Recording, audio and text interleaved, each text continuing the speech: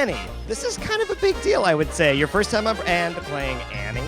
Yes, it's so exciting, and it's such a dream come true, and it's such an honor to be playing such a great role, and I'm so excited to be doing this part. I'm stuck with a day that's gray and lonely.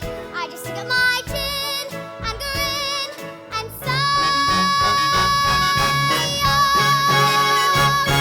The sun will come out tomorrow. If we began in 1977, and this is 2000 and whatever, we're talking about 35 years. As far as it being back on Broadway, it's a great blessing. I mean, it's 30 odd years ago that we wrote it. The three authors, Martin, Tom, and myself, we all have daughters. They all inspired us. My daughter's here with me tonight, and I'm very happy. The world kind of stays in this sort of cynical phase. Every now and again, somebody has to tap you on the shoulder and say, guess what? It'll be better.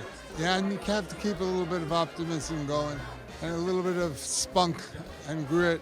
And that's basically what the show is all about. And I think part of it is why a lot of it survived.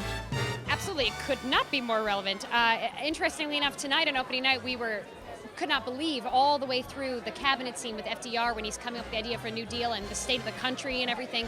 People were applauding through the entire scene. They almost didn't stop because it was hitting people on such a very deep, personal, realistic, current level right now. Yes, it could not be more relevant.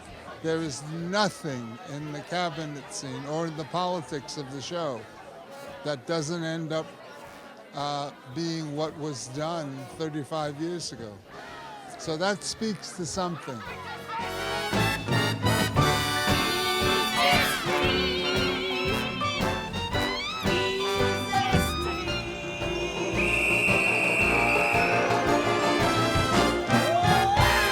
This version of the show is refocused in a little darker, edgier, more realistic kind of way, and focused through that lens. This is not an American Depression story. I would have the feeling this is a much more universal. Well, yes, and I think this is where James has found the interest in doing this musical, because he's not used to doing big commercial musicals like this. And he said that there was something about this that he felt he could create to resonate with society today, and I think that's what is interesting about this production. From what you've learned, The Pine told me not to yell the whole time. Miss Hannigan has layers. If you yell too much, nobody listens to you. So when you're playing Miss Hannigan, remember that scary doesn't always mean loud. Be really true to yourself and don't try to overact, as we call schmacting. If a line was like, okay, don't be like, okay, just say okay like you normally would. No, it's been a great pleasure to play. I was so happy and so honored that they gave me the role, and to find something unique and something different and something that came from me was a big challenge. But I had a great time doing it, and I'm happy to be playing Miss Hannigan.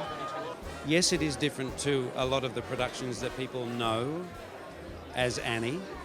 There's less slapstick in this production, but I think this really does touch on the heart of what the production is about, the sentiment of the production, the tenacity of the production, not just the little girl, but the tenacity of every character in that production. And I think it's a sign of the times. And I think that's why it's going to be here this year and next year, and it'll have another anniversary, no doubt. And there will be many Warbucks in the future, I'm sure.